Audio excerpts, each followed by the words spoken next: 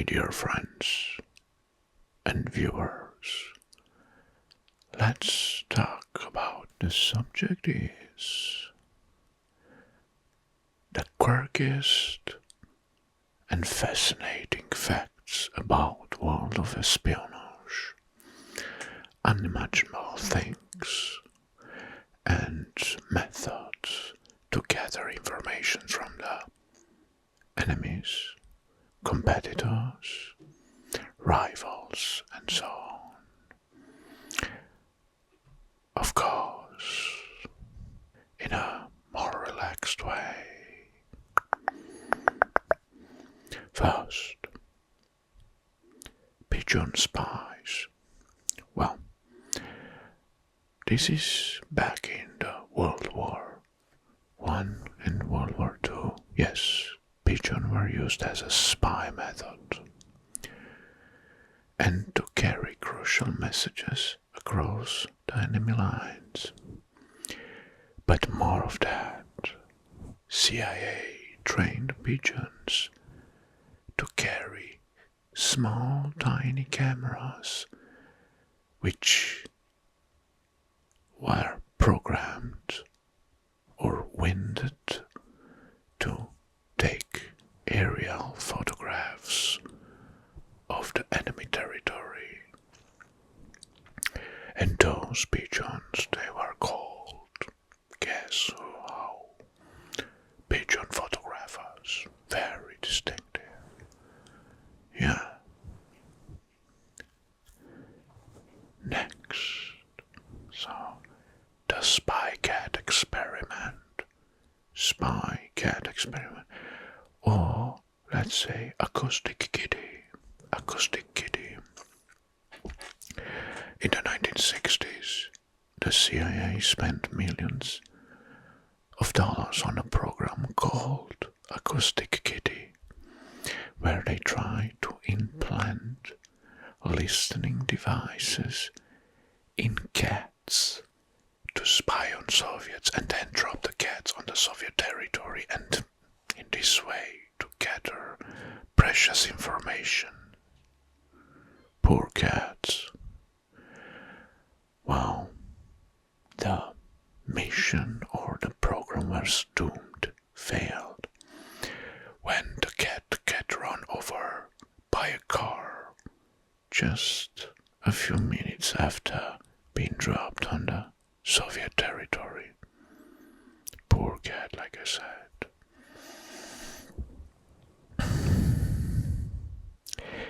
The next one is very interesting. Do you know the famous James Bond? Yes, you saw those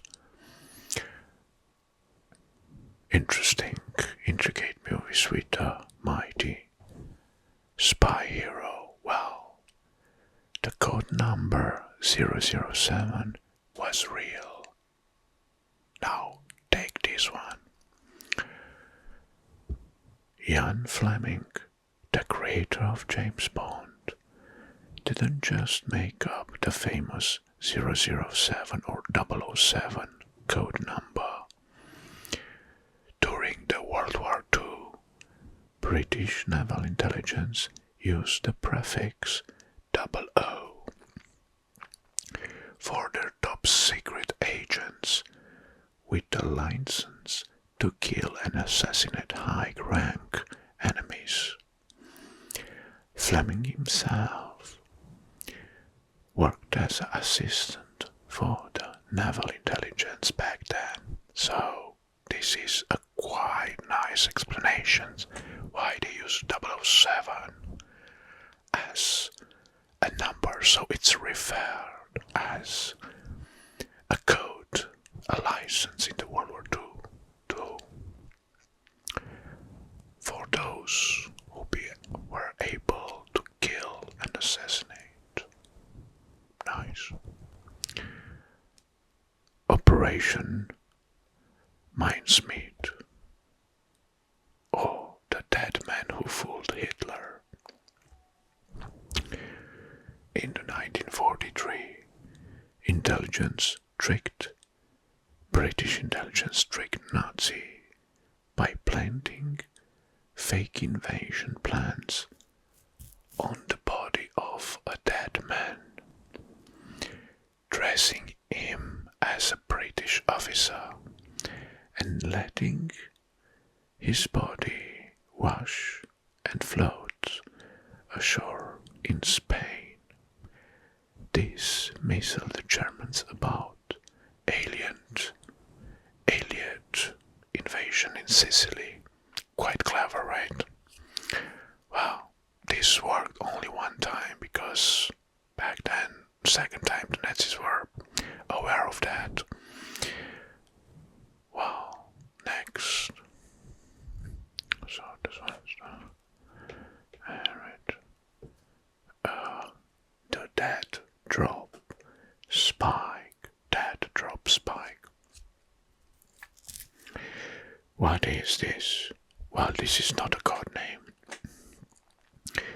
KGB agents will leave secret messages in hollow metal spikes, which they will then push into the ground in public places like parks. These dead drops, like they are named, were used to exchange classified information without being caught by a person. So next time when you see someone that is pushing some spikes into the ground, think twice, maybe it's a foreign agent. Good. The ice cream disguise. Wow. CIA spies used some unusual disguise, but perhaps the weirdest is the ice cream cone. Yes, ice cream cone. Antonio Mendez, a master of disguise in the CIA, once hid sensitive informations and documents in a fake ice cream cones. Well, just to prove that it's a brilliant cover to avoid suspicion. Interesting. What about the toilet paper?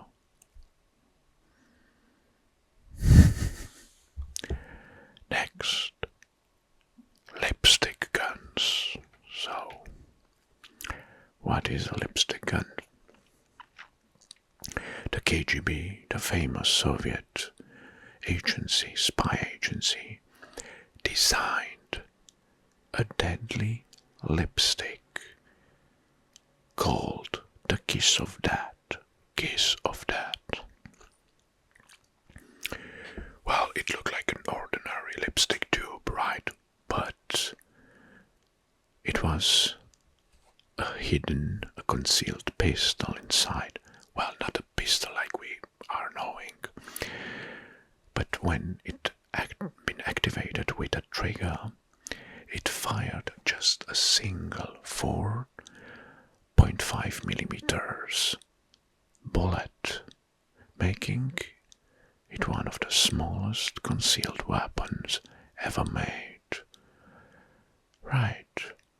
And I bet only Natasha would use such kind of weapon, right?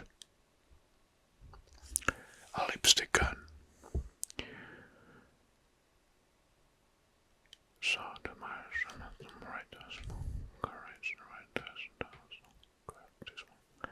the spy rock scandal. Well, in 2006, Russia accused British spies of using fake rock to hide electronic surveillance equipment in Moscow Park. Alright. The rock had a built recording device and was used to communicate with underground agents. Well, I saw that in the movie. I don't know where that was originating. The British initially denied, but years later it was confirmed that this kind of hidden spy surveillance system was real. Yes, they planted the rock with built-in recording devices. Very clever. So just they throw stones and rocks from a plane near the KGB. Right, near the KGB agency, just to spy them. Wow. A very good and nice movie scenario. We talked first about the pigeons, spy pigeons. Now it's time to see the owl spy. Well, the owl was used in Cold War both by CIA and KGB. Explored mind control experiments with animals, including owls. Because owls, due to their silent flight and nocturnal vision, were tested as potential agents to carry recording devices or cameras for surveillance. Nice. But now, pay attention. Invisibility Spray. While this sounds very sci-fi, the CIA experimented with developing an invisibility spray. Invisibility spray, yes. The idea was to create a liquid that, when sprayed, could distort light or camouflage objects. But it seems that these were only plans because it never reached actual use. But my God, this is very challenging system, right? So, invisibility spray. Next, the invisible ink of lemon juice. Invisible ink of lemon juice. The classic invisible trick everybody knows. But using lemon juice to write messages that only become visible when heated. Yes, was genuinely used by spies, especially during the World War II. Spies would write messages on letters that appears innocent and incolored, but the real letter will be revealed only when heated at a certain degree point. Very clever. We should try this with the lemon juice. Maybe it works. How about an experiment? This might be a good idea. Next, a quirky one. The exploding cigars for Fidel Castro. CIA made numerous attempts to assassinate the Cuban leader, well, let's say Cuban dictator Fidel Castro, some of which involved outlandish plans like an exploding cigar, because Fidel Castro was a big lover and fan of cigarettes. Other ideas include poisoned diving suits and drugs to embrace him on camera.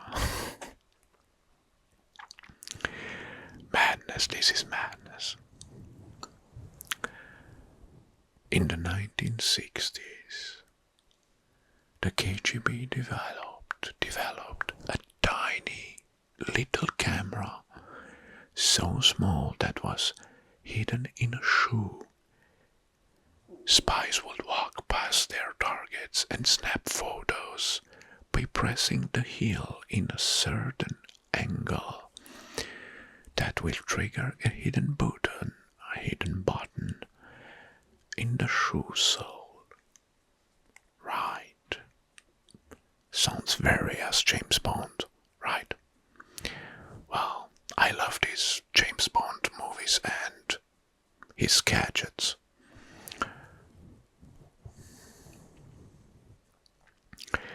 Well, now CIA's Unbreakable Code with Navajo Code talkers. During World War II, the US Marines Corps and Navajo Code talkers created an unbreakable code base in their language. Because Navajo is a complex and unwritten, the Japanese were never able to crack those codes, providing US in this way a significant advantage in carrying on and communicating over Pacific war theater.